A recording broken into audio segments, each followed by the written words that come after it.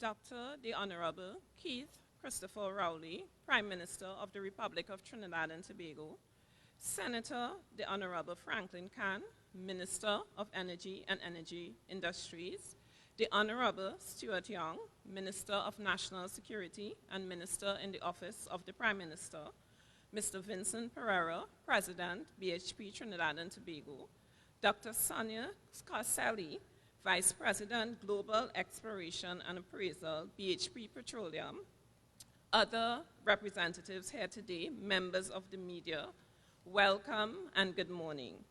Today we are here to announce the drilling of the Broadside well by BHP Petroleum in the Trinidad and Tobago Deep Atlantic areas, the area we normally call the TTDAA area. I also want to warmly welcome the staff on the Invictus rig who are joining us here remotely, and the listening and viewing audience. I am Penelope Bradshaw-Niles, the Acting Permanent Secretary at the Ministry of Energy and Energy Industries. In our more than 100 years of production of oil and gas in Trinidad and Tobago, it is still important that we recognize significant milestones and achievements. The drilling of the Broadside well is one such milestone in a journey which began many years ago, several years ago, with the execution of a bid round for the Trinidad and Tobago Deep Atlantic areas, acreage at the time considered to be frontier territory. Today's event reminds me of my time several years ago when we were announcing the opening of the bids at the 2012 Devoter bid round. Today, we have journeyed further and we will hear from the BHP executives, the Minister of Energy and Energy Industries, and our feature address by the Honorable Prime Minister. We will also have the opportunity to interact with the staff who are drilling on the Invictus rig right now. Ladies and gentlemen, I now invite the President of BHP Trinidad and Tobago, Mr. Vincent Pereira, to bring welcome remarks.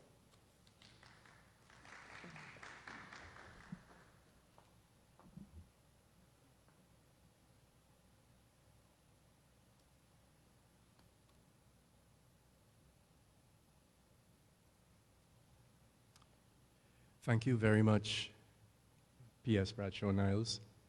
Honorable Prime Minister, Honorable Minister of Energy and Energy Industries, Honorable Minister of National Security, all other protocols observed.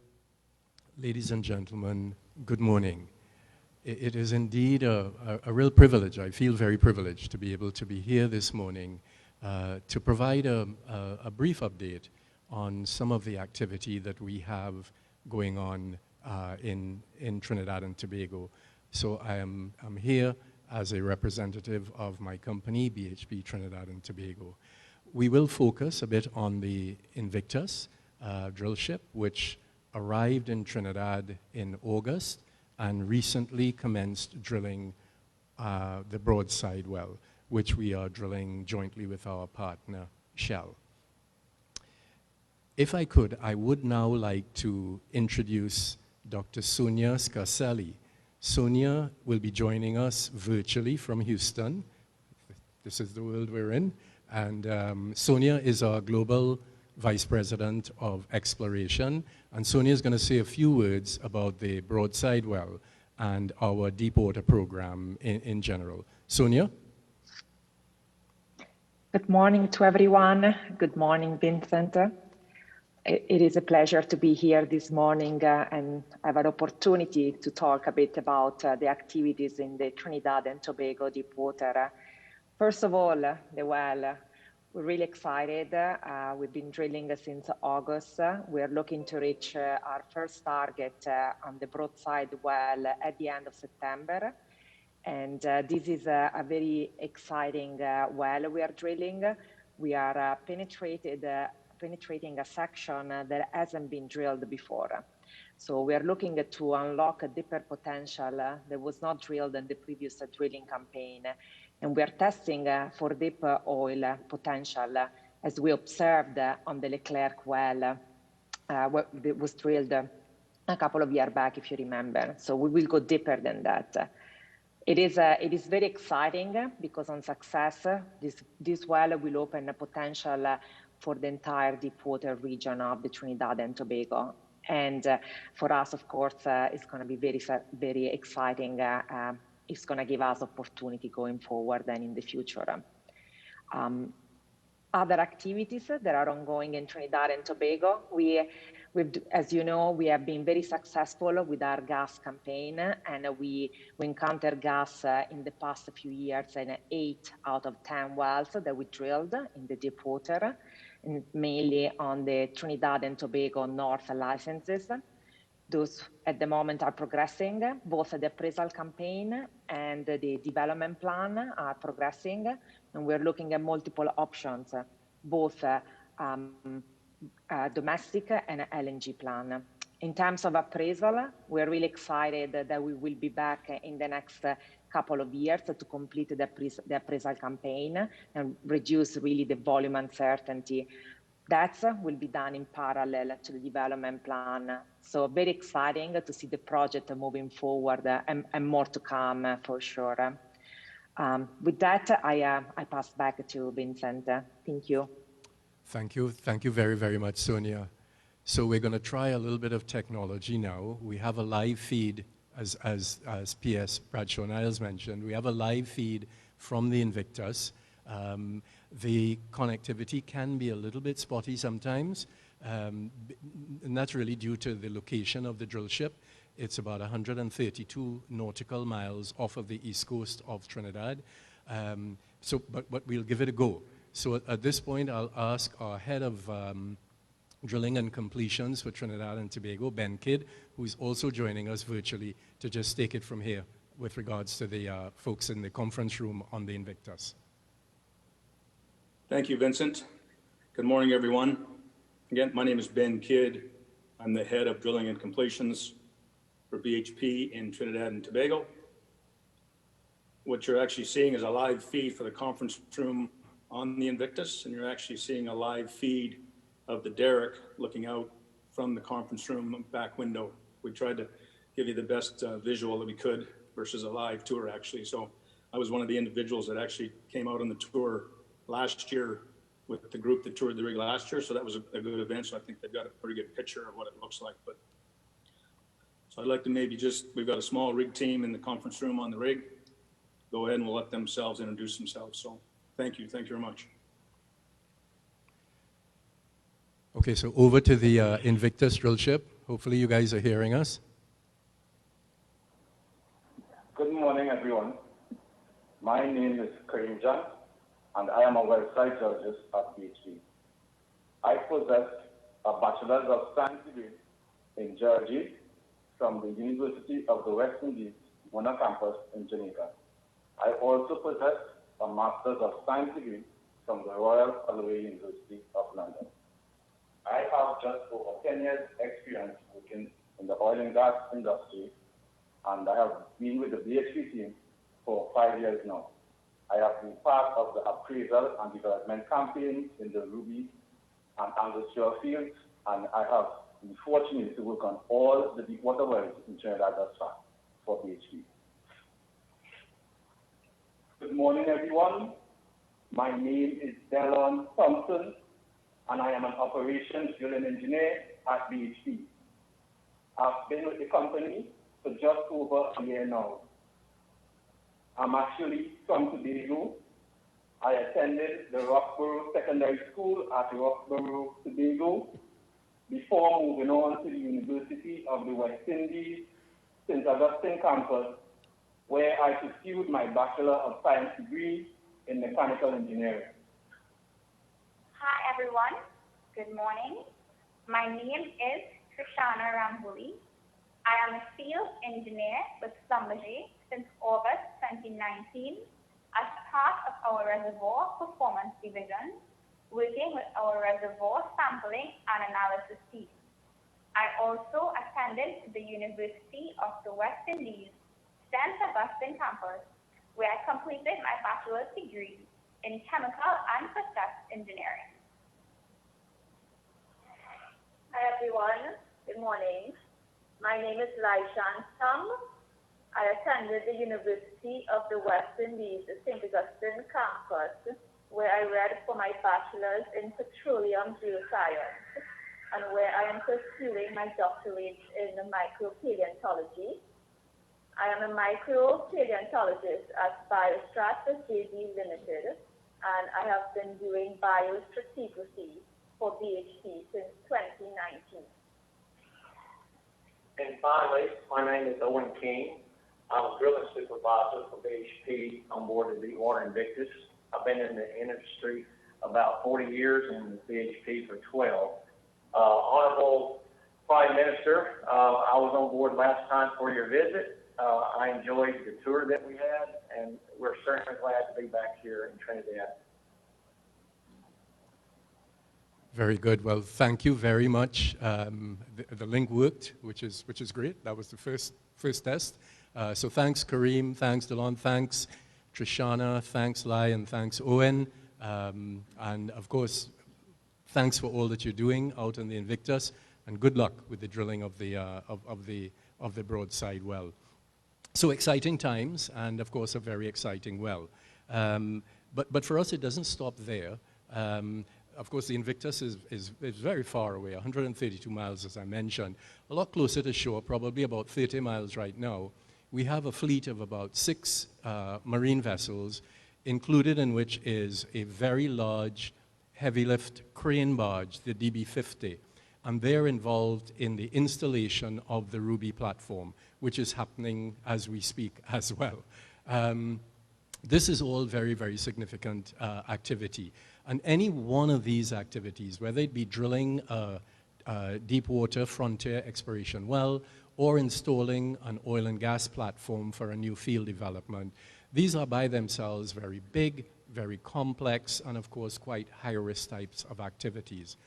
Doing so under the COVID protocols that we must now follow to assure the health and safety of our people adds a stunning additional layer of complexity to the work that we're doing. I say this simply to recognize, I suppose, the heroic efforts of so many in ensuring that we keep our industry going even during these very, very challenging times. Whether it be the team off at our production facilities at the Angostura Central Processing Platform, who from day one of the pandemic have worked with a very, very amazing sense of purpose and commitment to ensure that they work safely and also to maintain production in an effort, of course, to keep the lights on in Trinidad and Tobago. Or the hundreds of people, hundreds of men and women who are offshore, either on the Ruby vessels or on the Invictus drill ship, who are themselves creating new possible pathways for energy futures of new sources for Trinidad and Tobago. They are doing an outstanding job, and I just wanted to recognize them. Thank you all very much, ladies and gentlemen. And Prime Minister, thank you so much for giving us the opportunity to share some of this here this morning. Thank you.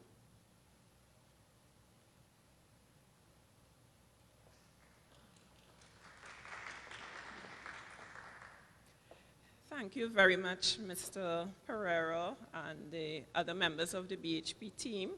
Certainly seeing you in the conference room and the Invictus reminds me of my time as a young petroleum engineer. So, happy drilling to you all. I now want to welcome to the podium Senator the Honorable Franklin Khan, Minister of Energy and Energy Industries, to bring to you some remarks.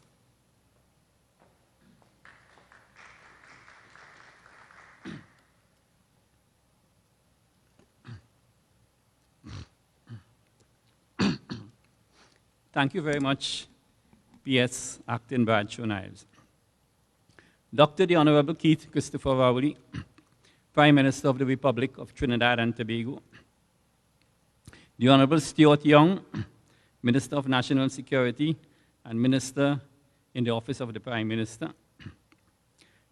Dr. Sonia Scarcelli, Vice President, Global Exploration, BHP, Mr. Vincent Pereira, President, BHP, Trinidad and Tobago, other BHP executives, members of the media, ladies and gentlemen.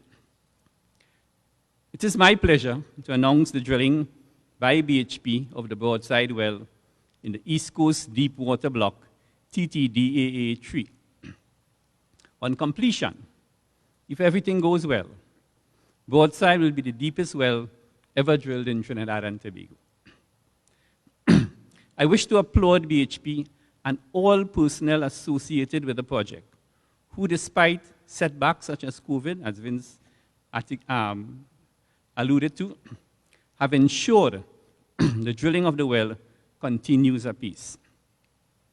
Ladies and gentlemen, Trinidad and Tobago's upstream sector has been largely spared from major disruptions to its activities by the effects of the COVID pandemic.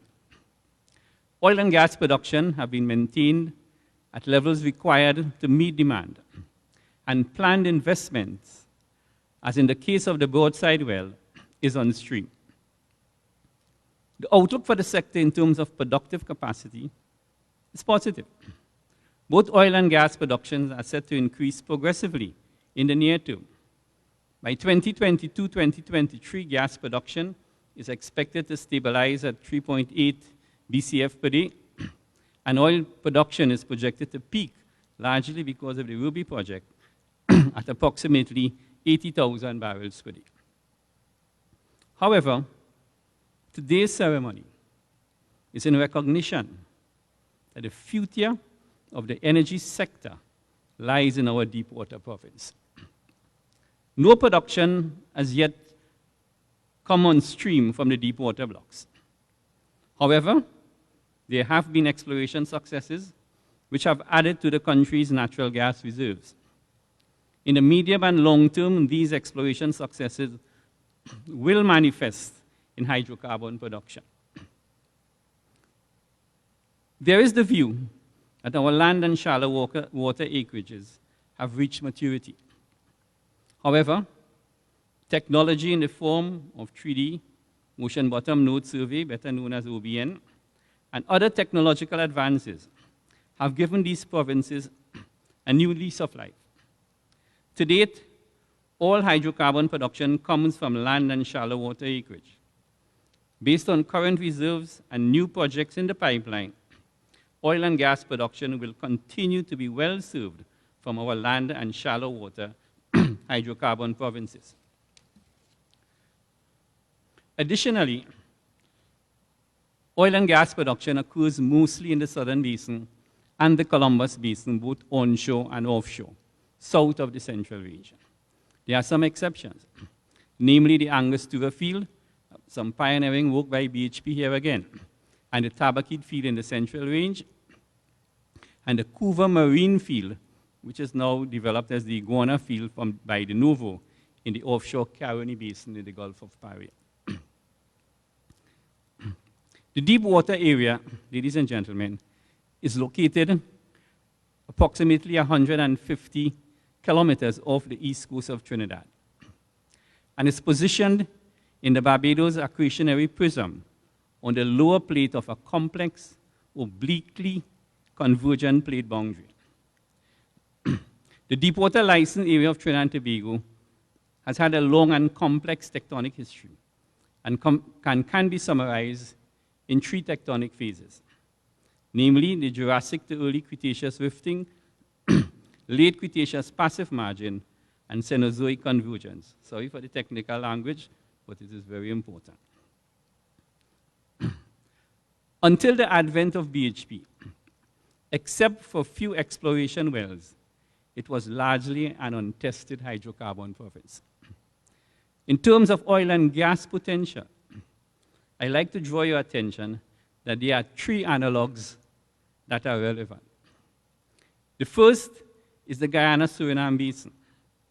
The second, the transform margin offshore Ghana. And thirdly, the ultra-deep water of Equatorial Guinea and Nigeria. The prolific Guyana-Suriname Basin is the southeastern extension of our eastern marine area. And most of the elements there, that's in the Guyana-Suriname Basin, should be present in our ultra-deep area. There are also similarities in the structural styles of our deep marine area and the Ghana-Tano Basin, which lies along the West African Transform margin. In 2007, the Jubilee field, not Trinidad Jubilee, Ghana's Jubilee, a giant oil field, was discovered in the Tano Basin. Deepwater Equatorial Guinea and Nigeria have been the sites of very large oil and gas discoveries, and there are major similarities between our eastern marine area and these sites. BHP's entry into Trinidad and Tobago has been in the shallow marine blocks, namely the East Coast marine areas, blocks 2AB, 2C, and 3A. Its exploration activities in this eastern extension offshore of the Central Range resulted in a string of discoveries in blocks 2C in lower Oligocene sands not previously found in Trinidad. This success resulted in the Angostura field. In this regard, BHP can be considered a pioneer in exploration in Trinidad and Tobago. The company is well known for its perseverance and its willingness to stay the course. In Block 3A, where after much in-depth review, it had been able to unlock the hydrocarbon potential of that block. Now, based on its high regard of Trinidad and Tobago, and I quote here, as a Tier 1 hydrocarbon province, and I quote from Dr. Sonia Scarcelli in this regard, BHP decided to increase its footprint in Trinidad and Tobago with a focus on the country's untested deepwater acreage. From a geological standpoint, BHP holds the view of Trinidad and Tobago as a world-class source rock, comprising prospective acreage in relation to the Orinoco River system and the great possibilities that it holds significant traps of hydrocarbon. Its participation in the country's deepwater bidongs resulted in the award of 9 deepwater blocks, either on its own or in partnership with other upstream companies. To date, and you'll hear more from the Prime Minister, BHP has drilled 10 exploration wells, conducted 3D surveys in excess of 21,000 square kilometers, covering its 9 blocks, as well as 16 unlicensed blocks. 7, and I heard Sonia said 8, of the 10 exploration wells drilled were successful in finding what is now estimated at approximately 6.6 trillion cubic feet of commercially viable natural gas-bearing sands. To date, the company has expended approximately $1 billion in geological, geophysical, and drilling work. The current drilling program in respect of the broadside well is targeting an oil play in the late Miocene reservoirs. The broadside exploration well is being drilled in block, as I said before, TTDAA-3 of BHP's southern deepwater acreage in a water depth of 6,624 feet. That's significantly more than a mile of water depth. Just imagine that. It is located approximately 32 kilometers to the east of the previously drilled Leclerc well, which had some success. To date, the majority of successes in exploration in the eastern marine area have been largely gas condensate fields, hopefully underlain by deeper black oil accumulation. Oil discoveries have been limited due to the focus on natural gas, and more importantly, the reluctance to undertake deep drilling to go after oil rigs. And again, I want to compliment Sonia in Houston, saying that BHP is committed to those deep tests. BHP's continuing exploration effort and faith in the prospectivity of the country's deepwater area are to be commended. As Minister of Energy and Energy Industries, I wish the company every success in the drilling of this broadside well, because your success is clearly our success. The success already achieved by BHP in the deepwater exploration program has served to validate the prospectivity of the country's deepwater area. This success will also generate added interest in the upcoming deepwater bid round that is to be undertaken by the Ministry of Energy and Energy Industries in 2021. I look forward to the results of the drilling of the broadside well and also to engage in discussions on the commercialization of BHP's current exploration success. You know, there's a saying in the exploration circles that the only way to find oil and gas is to drill. And today I want to compliment BHP for its drilling effort here in Trinidad and Tobago. And on behalf of the government, the Prime Minister will say his words. We truly appreciate your effort. Thank you very much.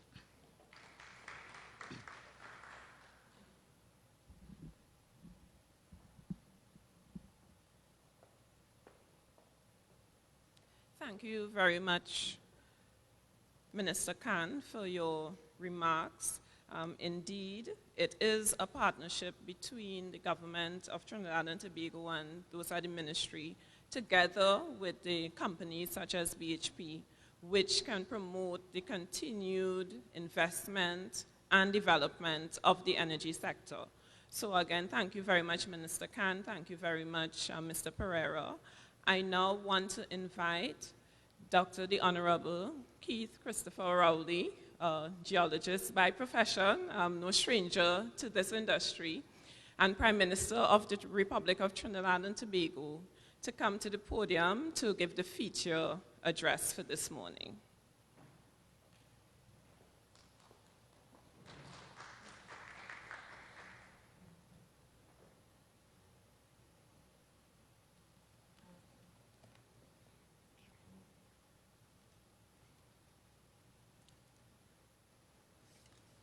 Thank you very much, Permanent Secretary. Senator the Honorable Franklin Khan, Minister of Energy and Energy Industries of Trinidad and Tobago, the Honorable Stuart Young, Minister of National Security and Minister in the Office of the Prime Minister, Mrs.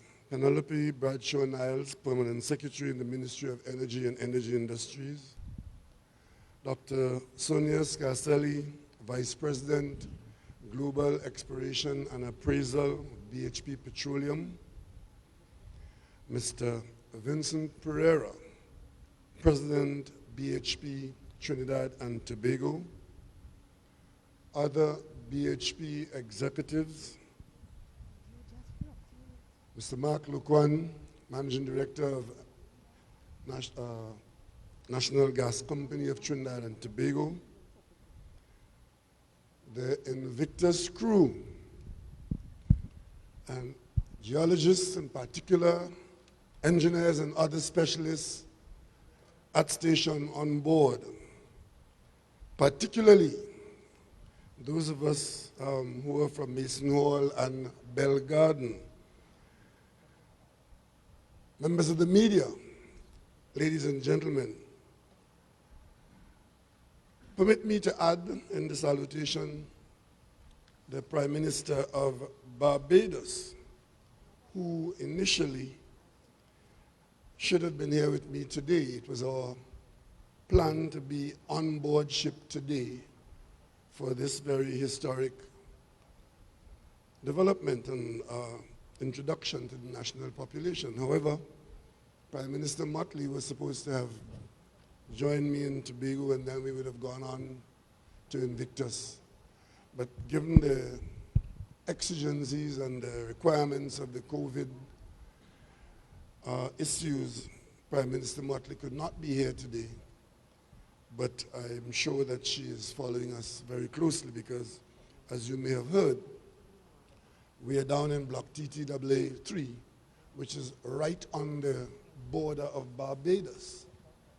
And we do have some common interest with Barbados with respect to expected seismic work, cross-border seismic work, and we have advanced a memorandum of understanding with Barbados, which would permit this kind of work, especially the seismic and exploratory work, to go on unimpeded by an international boundary. So today, as I salute our nationals, some of whom have just mentioned their presence on Invictus, particularly the paleontologists, Laishan, and mechanical engineers out there, graduates of UWI, who are today holding significant positions in this company and other companies, and paving the way for a new and exciting future for Trinidad and Tobago in the hydrocarbon sector. Welcome to you all. It is my pleasure today to commemorate the drilling of the Broadside exploration well in block TTDAA3 within BHP's southern deepwater acreage. BHP and the government of Trinidad and Tobago have a relationship stretching back to more than 2 decades now.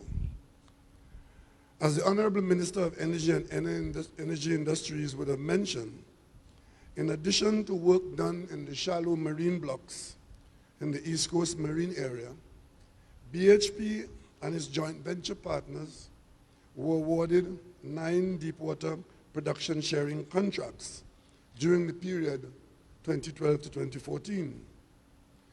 The award of contracts was then followed by the acquisition of 3D seismic data during the period March 2014 to February 2015, and the subsequent drilling of 10 exploration wells.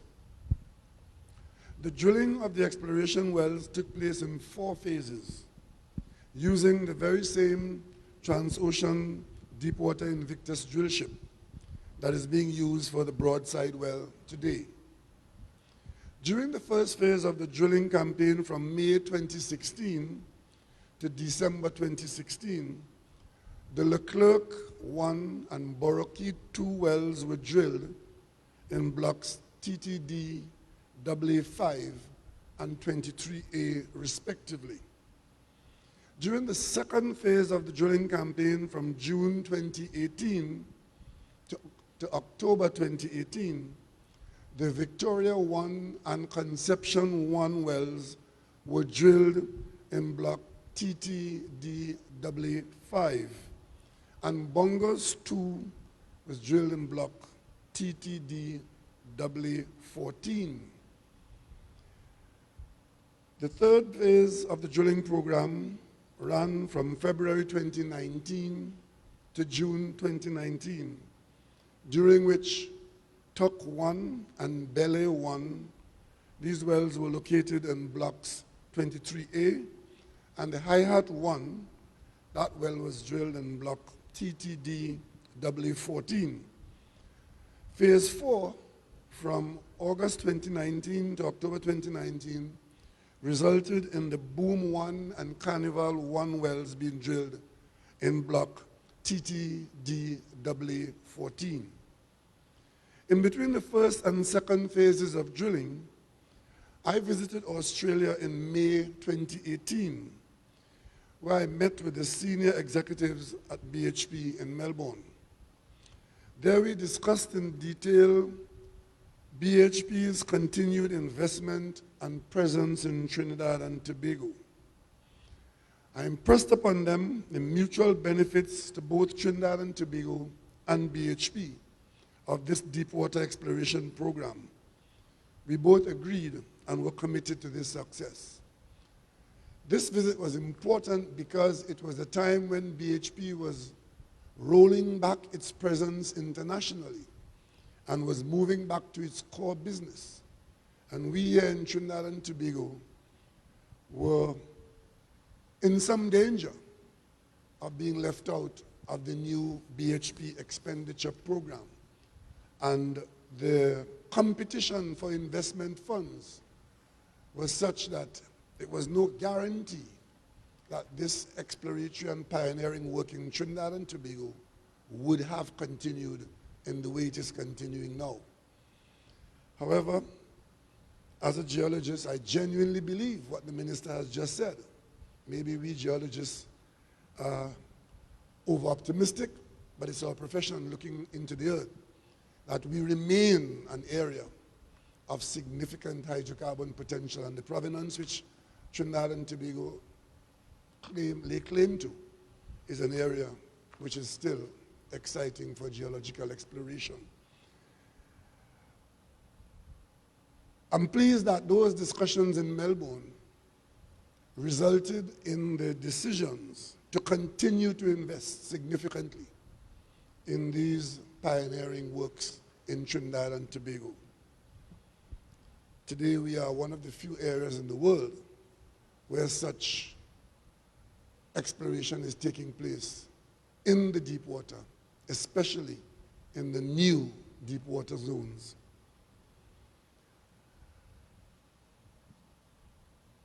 The government gave BP the commitment, BHP, the commitment that we would do all that is necessary to facilitate the success of the program by amending the various production sharing contracts where appropriate to ensure exploration success. After the seismic acquisition and the first phase of drilling, it had become evident that the exploration program had to be adjusted to optimize its chance of success. High-level discussions took place between BHP and the team, which included myself as Prime Minister, the Minister of Energy and Energy Industries, Mr. Franklin Khan, and the Minister in the Office of the Prime Minister, Minister Stuart Young. As a result of these discussions, the government of Trinidad and Tobago took the decision to facilitate the realignment of the exploration program so as to give it the best chance of discovering new hydrocarbon fields. A number of BHP's production sharing contracts were amended in such a way that as far as possible, the overall work program would be honored in terms of number of wells drilled, total footage, and expenditure levels. Ladies and gentlemen, today I am pleased to announce that both BHP and the government of Trinidad and Tobago have honored these commitments made during my visit to Australia in 2018. The outcome is that we have seen some significant promising results thus far from BHP's deepwater exploration program here off the east coast of Trinidad, in Trinidad and Tobago. Of all the exploration wells drilled prior to Broadside, 7 were successful, including the Leclerc-1 well, which, as the minister mentioned, was indeed very successful. All told, BHP, having spent $1 billion and drilled cumulatively 108,893 feet of true vertical depth below mudline since its inception of this deepwater campaign, I think is as satisfied and as anxious as the government of Trinidad and Tobago in these works off our east coast. To date, BHP's proven reserves stand in the range of 3.5 to 5 TCF. That's proven reserve here, with a probable range additional of 1.5 TCF. BHP has applied to the Ministry of Energy to enter into the market development phase for blocks 23A and TTDAA14. If found to be economic, first gas could be as early as 2026. At this juncture, I would also like to mention another BHP project, which was also in the discussions in Melbourne in 2018, the Ruby Field. My understanding is that the Ruby jacket is in Trinidad and Tobago and is being installed at this time. That is a long way from where we were in Melbourne in 2018. And I am particularly satisfied that we did get this investment and we are about to operationalize a significant oil field in Trinidad and Tobago, the first in a long, long time. Drilling is expected to commence in the fourth quarter of 2020. That is in a few weeks' time.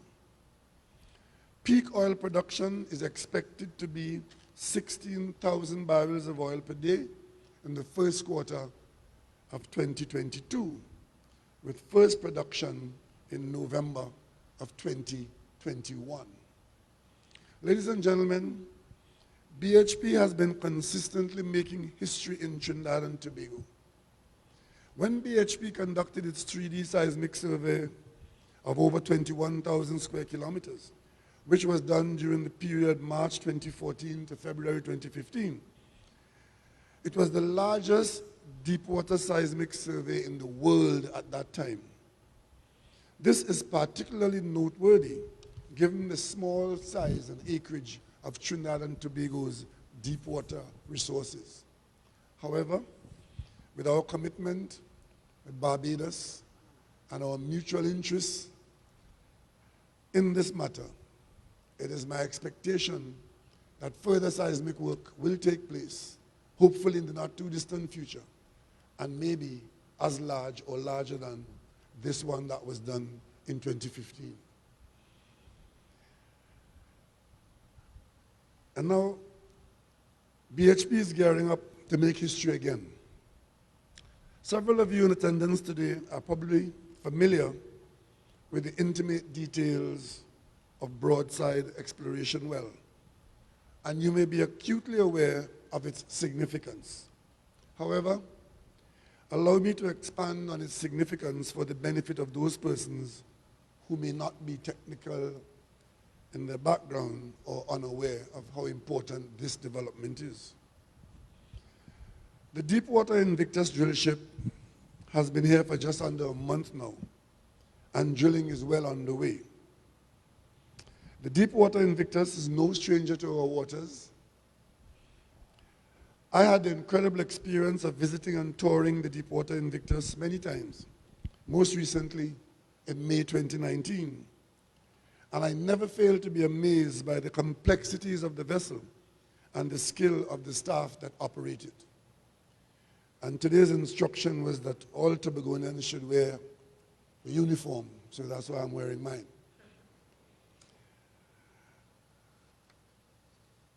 There's this thrilling possibility that the Broadside Exploration Well, once it successfully encounters its first target at a measured depth of 20,537 feet, may then be deepened to test two further targets. If this is executed, the Broadside Exploration Well will be the deepest well ever drilled in Trinidad and Tobago, exceeding 20,000 feet of TVD below the mudline. And as you heard, this is taking place in water over 6,500 feet deep. The Broadside Well is not only significant because of its depth or location. The well will test the oil play within BHP's southern deepwater blocks, which includes TTD AA3, which is right up on the Barbados border, and TTD AA5 and 6, which are the adjoining blocks. If the finds of the Broadside Well are promising, it can inform the drilling of further exploration wells in nearby open blocks, or blocks which are assigned or to be assigned. Additionally, a commercial discovery in any of Broadside's Miocene targets could de-risk the majority of the prospective resources identified by Netherlands, Sewell and Associates, NSAI, in its audit of the country's crude oil reserves and Resources for the year end 2018. Ladies and gentlemen, today we in Trinidad and Tobago, and indeed the world at large, find ourselves in a rather interesting period in history. All around the world, countries are dealing with the onslaught and the effects of the COVID-19 pandemic. Earlier this year, the demand for energy dropped historically low as a result of the imposition of travel restrictions and the rise of remote working. In fact, only this morning I was seeing a late report, which I haven't confirmed yet, where there's a further reduction in the demand forecast. It would be exceedingly rare for our daily lives to remain unchanged after experiencing such a significant global event. The COVID-19 pandemic has activated a level of digitalization that we would not have been able to predict 1 year ago. Remote working may be something that is here to stay, which could change our transportation needs and how we consume energy. Against the backdrop of a rapidly changing energy landscape, many countries and companies still reaffirm their commitment to the energy transition, as well as the decarbonization of the energy value chain and the development of new low-carbon business. We must remain mindful of the shifts taking place and the accelerated targets of many of our energy companies moving towards carbon neutrality, and do our part as a government to lead and support the efforts to become more sustainable. However, we are still cautiously optimistic and proud of achievements such as BHP's foray into the deep water, as we rightly should be. It shows that we are still pushing the boundaries. More than 100 years later, we are still commemorating firsts and milestones in our energy sector. It is indicative of an energy sector that is still alive, despite what some may say or choose to believe. And while we have begun pushing the boundaries in other areas, we are not going to abandon our energy sector overnight. We must acknowledge our strengths and play to them, whilst developing new strengths in other areas. Although the industry has fallen upon difficult times, both locally and globally, I am sure that neither BHP nor the government of Trinidad and Tobago are going to let years of work and investment go down the drain.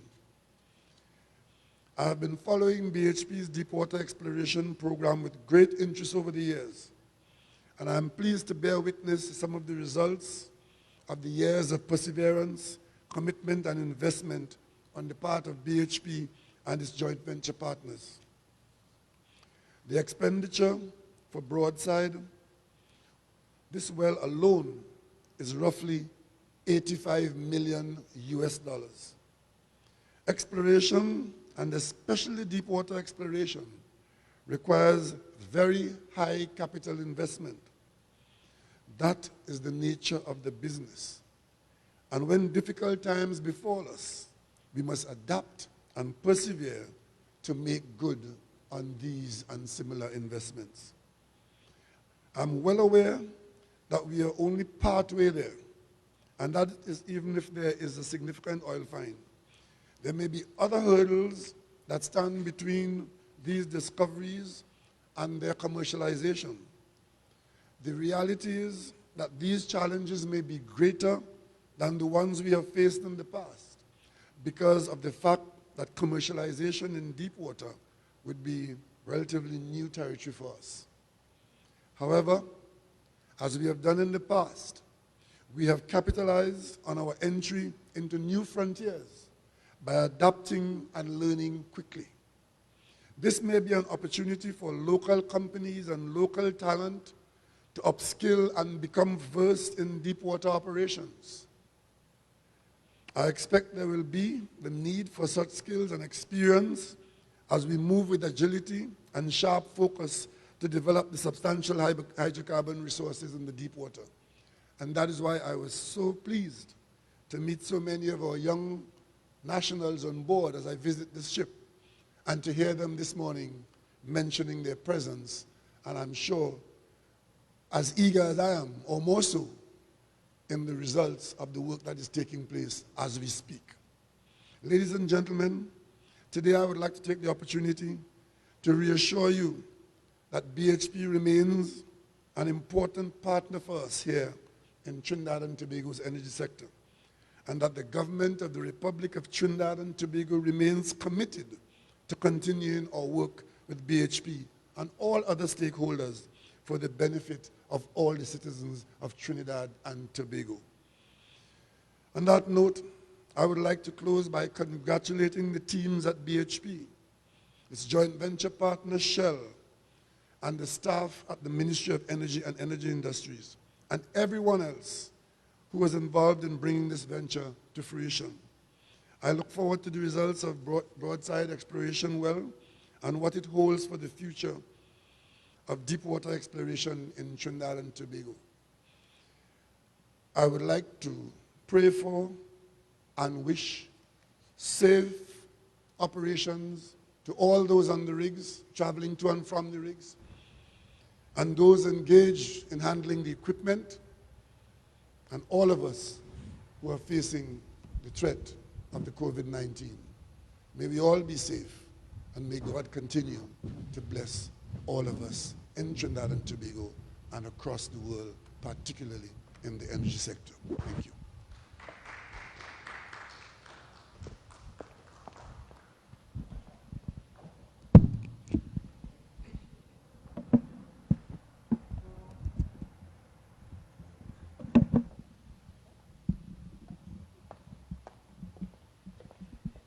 Thank you very much, Honorable Prime Minister, for those very visionary words. Thank you very much for your perspective in terms of understanding how our current circumstances and situation fit in together with the vision for the energy sector and with the current operations that we have now in terms of our drilling and ensuring that we remain sustainable. I now want to invite the members of the rig again, the Invictus rig, the crew, for a short interactive session with you, Prime Minister, and the Minister of Energy. So we are going to see if we can have a short time of dialogue between those there on the rig, together with you at the head table, just in case you want to interact with anyone from Bell Gardens at this point in time, and the other young professionals. So we're going to go into that session now.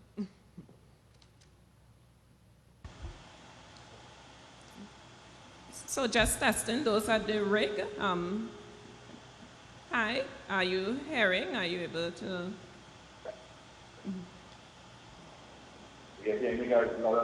Okay, great. So I'll turn over to you now. Thank you very much, PS.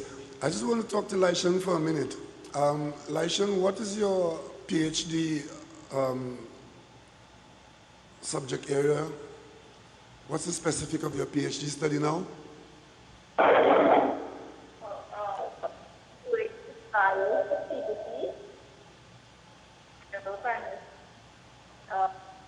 So I look at gel cuttings, and I use those fossils to make it substitute. What horizons are we in now? Are you getting any paleontological samples now? Where we at in the bottom of the well? No? Am I allowed to? You can't tell me if you're getting any. I didn't ask you what the species was. But yes, I am getting some fossils. And when are you likely to complete your PhD? I am staying 2 years after defense. After that, I should be done. Okay, Dr. Laishan sounds good to me. Thank you. Thank you, yes. Good luck. I just want to make a territorial statement. I can't believe there's somebody from Bell Garden on the way, and there's nobody from Mayaro. So I think the Mayaro guys are on the drill floor, so I accept that. Well, you see, once we get into the TTDAAs, you're very close to Tobago, right? So that's what Tobago is laying its claim. The high numbers in the TTAAs are actually just off the northeast of Tobago. So that's very close to Bell Garden.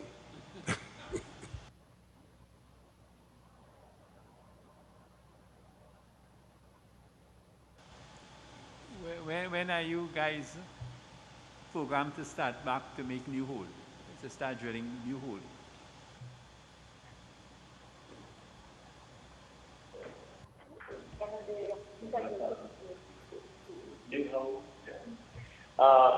We should start in the next 36 to 40 hours. We just finished running a string of casing, and we will begin drilling out that casing in the next 24 hours.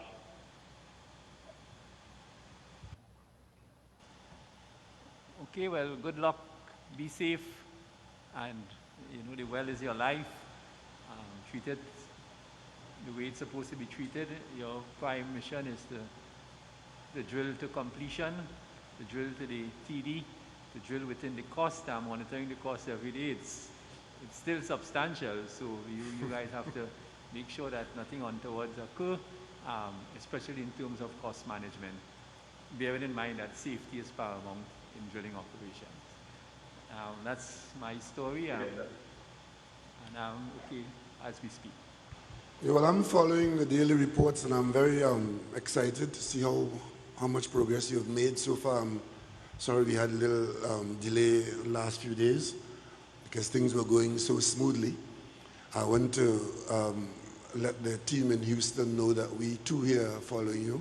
Sonia, we are looking forward to seeing the new seismics. I don't know when that's going to be. I don't know what the conversation is now for new seismic. Vince, you have any information on that? Yeah, well, I'm sure Sonia can address anything with seismic. You know, we're looking right now at our appraisal program, Prime Minister, you know, for the north area primarily, and all of that is going to work together. Sonia, I don't know if you have anything further to add on that. Yes, on the seismic on the northern licenses, we are looking to reprocess the already very good quality data, and that's really will help to focus on the gas discoveries and really help to better define the volume ranges. And then, of course, other seismic we talked about before, the OBN that we acquired in the shallow water. That's indeed has been a huge, tremendous uplift on the image quality in the area. So some of the traps that we thought that might be in there, but we never been able to see, actually we are able to see. And so we're building a portfolio of opportunity also for the shallow water.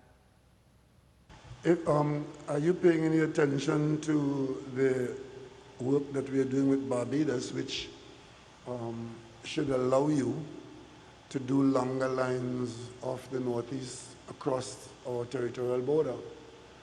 Is that being factored into the discussions coming up? That there really, from a seismic standpoint, there is no boundary between us at the TTA 3 and the Barbados territory? Yes, Prime Minister. So we're very, very aware of the work that you and the government have done with regards to the agreements across the border. As you know, we have two blocks just to the north of the Trinidad acreage, or to the south of the Barbados island. And the program that we are looking at there, and timing is still to be determined on that, is seismic across those blocks. How that will work with regards to the delimited area and whether or not we'll need to go across, all of that will be sorted out during the design phase of the seismic program for those blocks in Barbados when we do it. So the timing is still being sorted out, and the design. Okay, well, thank you all very much, and I wish you continued success and safety, and we look forward to the end of this particular whole, and hopefully that we'll have something very interesting to hear from you at the end of the program. Us as well, Prime Minister, thank you very much. And let me just thank the folks out on the rig again. You know, they're just doing an awesome job. It's young, terrific talent, you know, and really, really proud and happy with all that they're doing. So I'll just say thanks to them and turn it back over to the PS. Thank you very much. And I too want to express my thanks and gratitude to those on the Invictus rig, especially the young professionals. Actually, Laishan interned at the Ministry of Energy during a summer many years ago. So I'm very happy to see where she has progressed to. And so now I want to ask our Senior Communications Officer at the Ministry of Energy, Mr. Choi Felix, to host the press question and answer session.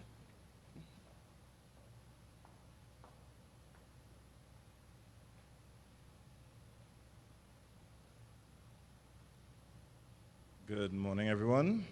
We now open the floor to questions from the media.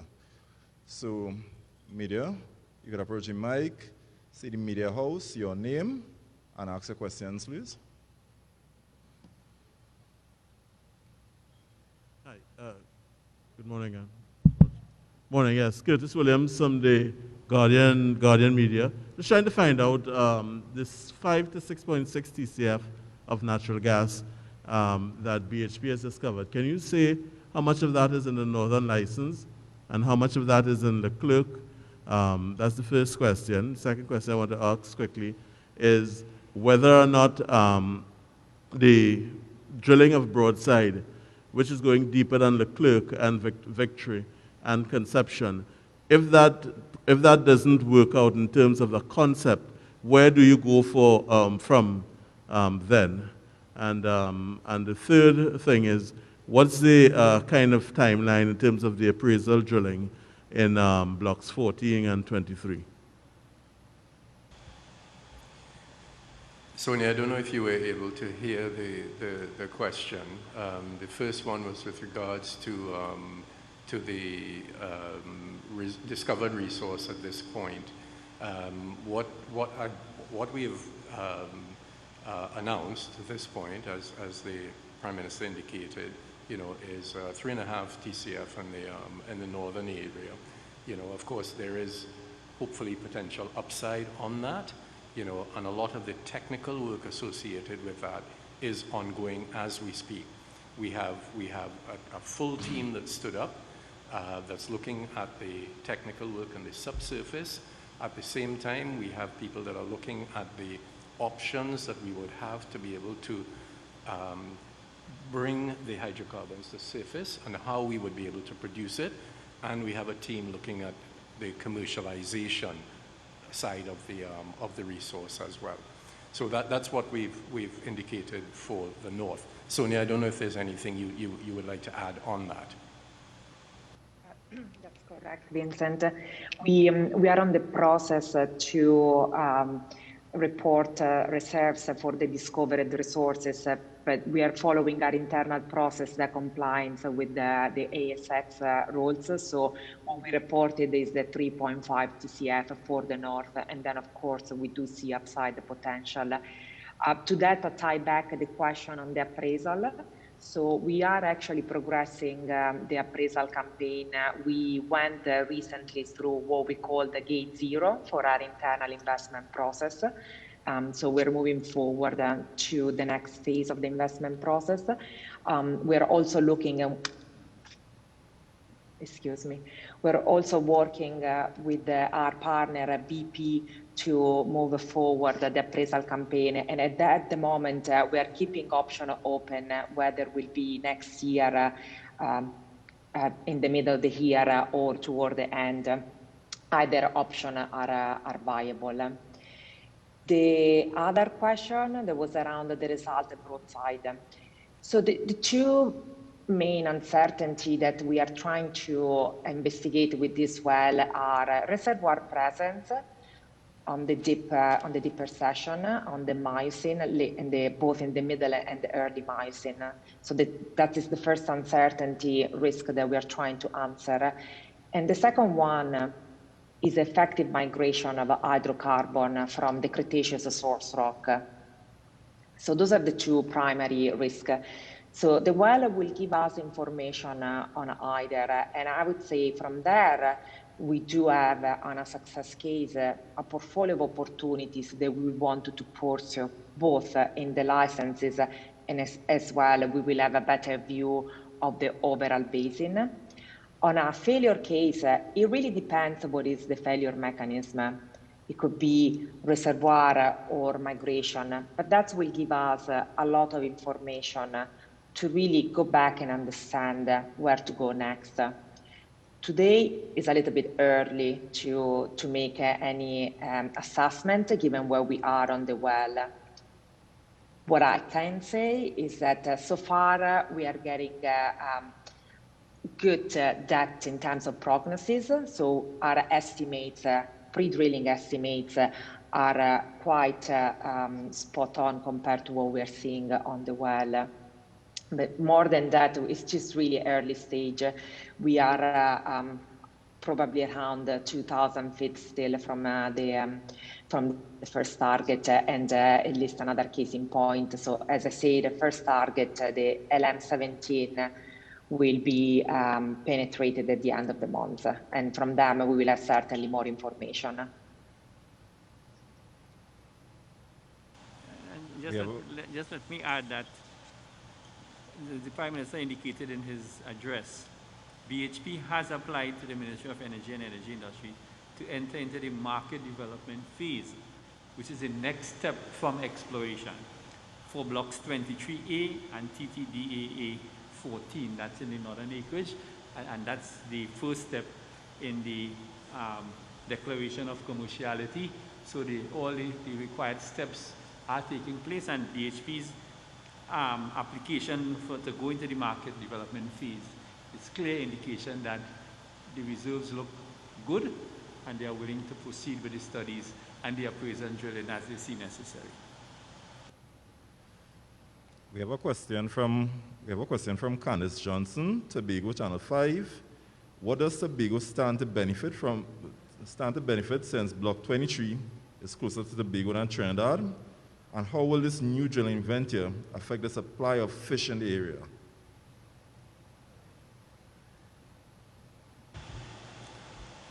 Well, let me ask you the second question first.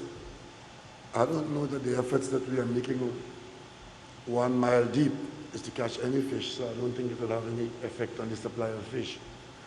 I know there are instances where during the seismic phases that there are concerns and issues to be dealt with respect to the migratory or other pelagic species. But once we get to the stage of drilling, where there's no seismic work going on, I don't think there's any impact on anything to do with fishing, except that fish come around the rigs and the crew isn't allowed to fish as far as I know, Mark. The other thing is, what does it mean for Tobago? It means a lot for Trinidad and Tobago, because our hydrocarbon resources, whether they are in the southeast corner, the southwest corner, or the northeast corner, Trinidad and Tobago being a unitary state with one central treasury, that we all to benefit if this is successful, Trinidad and Tobago.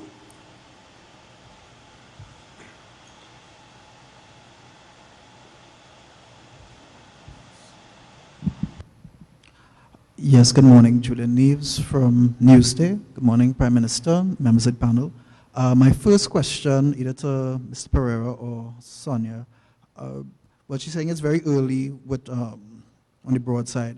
Is it too early to say when we could move to monetization?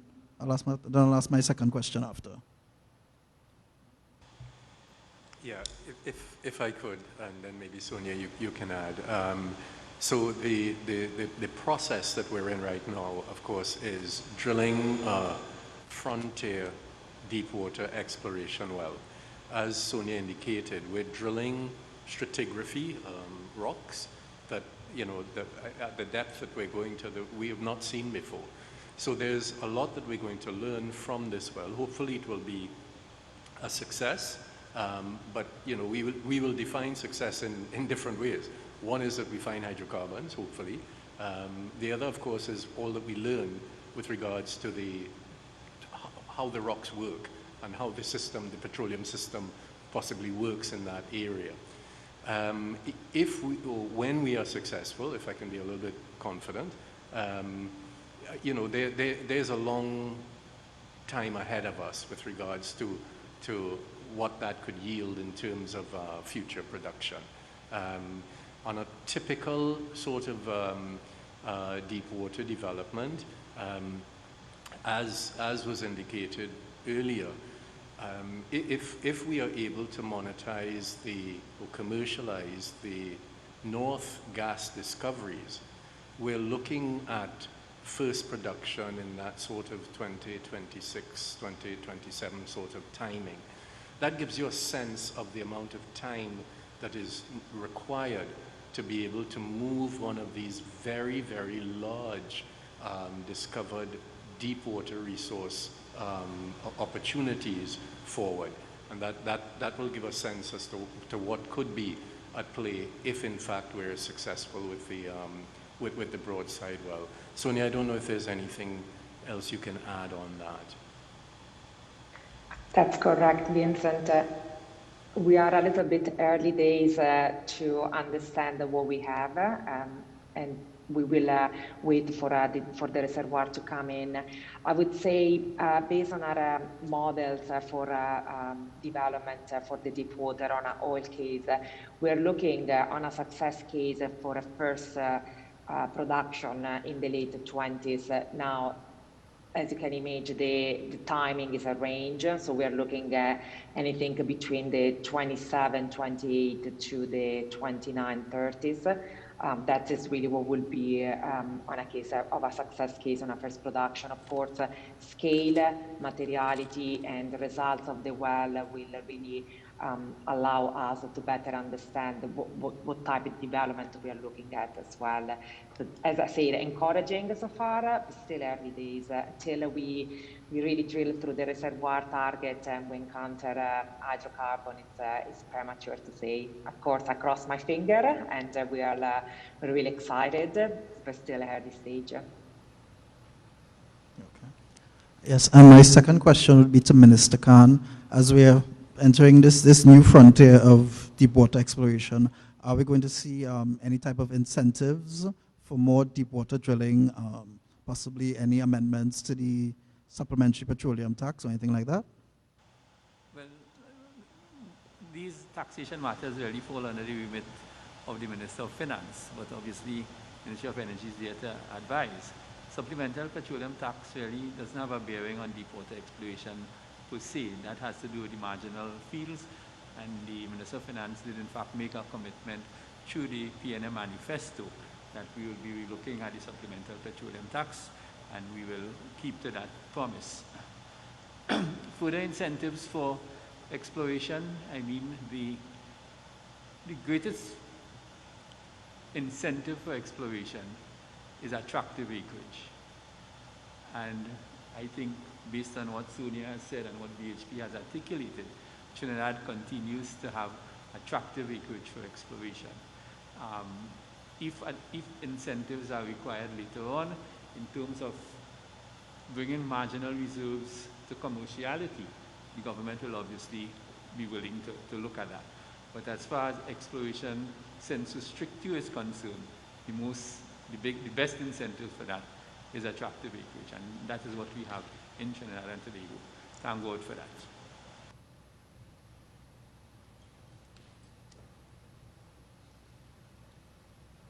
Drew Brown, TV6 News. To anyone at the head table, one, could you put this announcement today in the context of the present pricing situation for oil and natural gas and the relevant products because of the impact of COVID-19 on the global economy and in particular the global energy sector?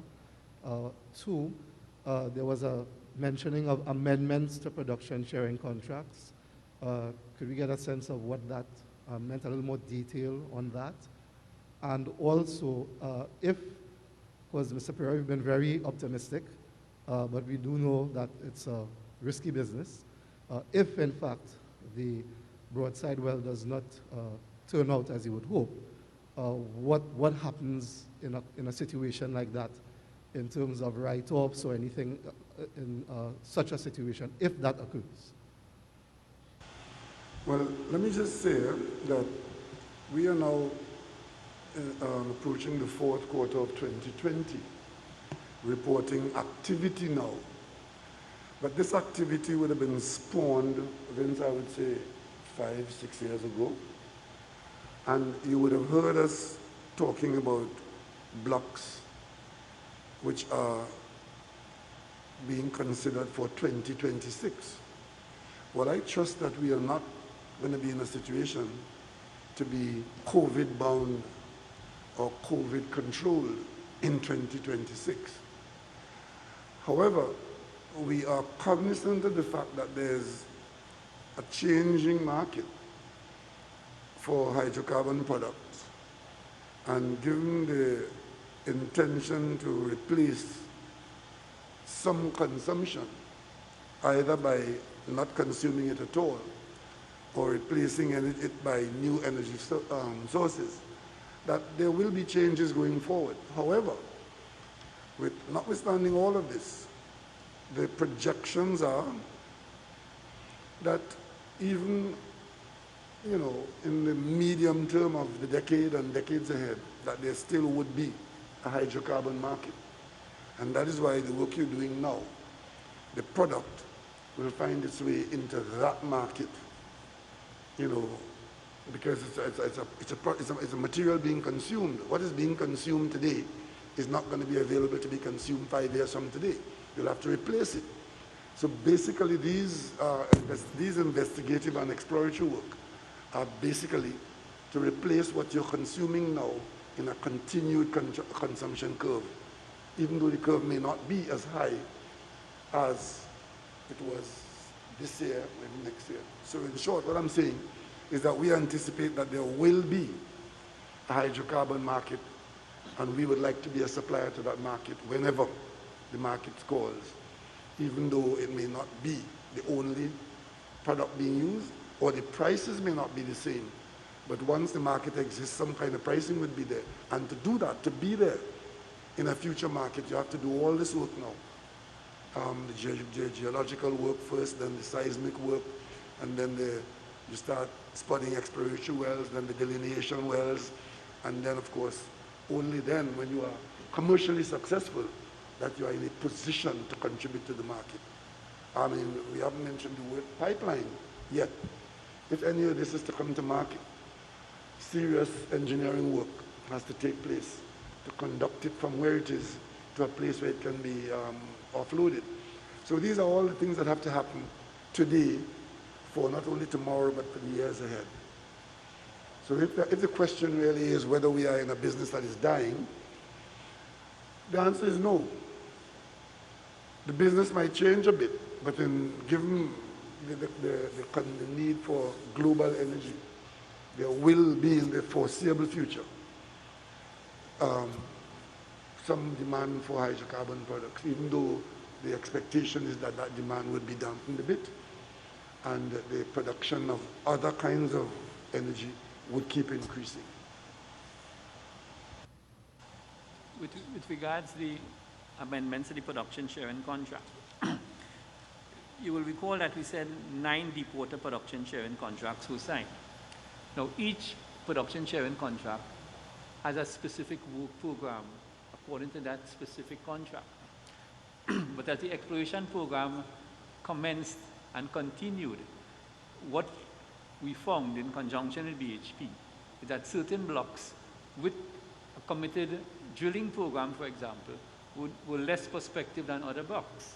So in other words, if you had a production sharing contract to drill 2 exploration wells, and the first well was a dry hole, and another production sharing contract had a commitment for 1 well, and that was a discovery, obviously BHP will say we cannot throw away money after the unsuccessful block.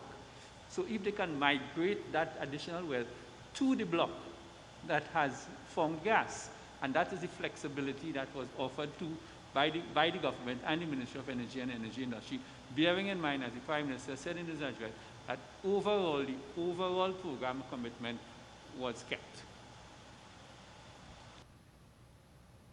Thank you very much. Thank you very much, Honourable Minister. I now invite the Permanent Secretary Acting to give closing remarks.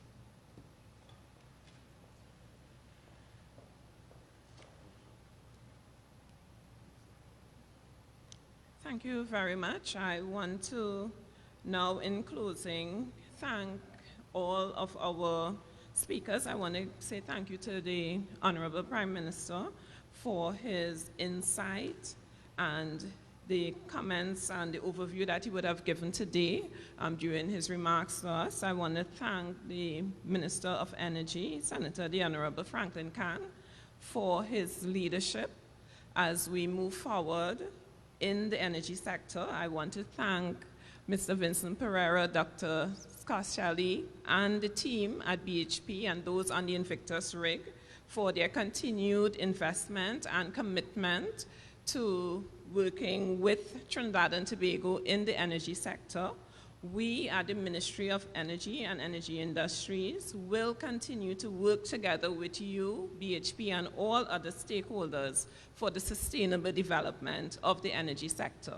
Thank you very much to the media for covering this event and for your kind and insightful questions as well. And we hope that as we close today, that we will continue to keep safe and keep healthy. Thank you.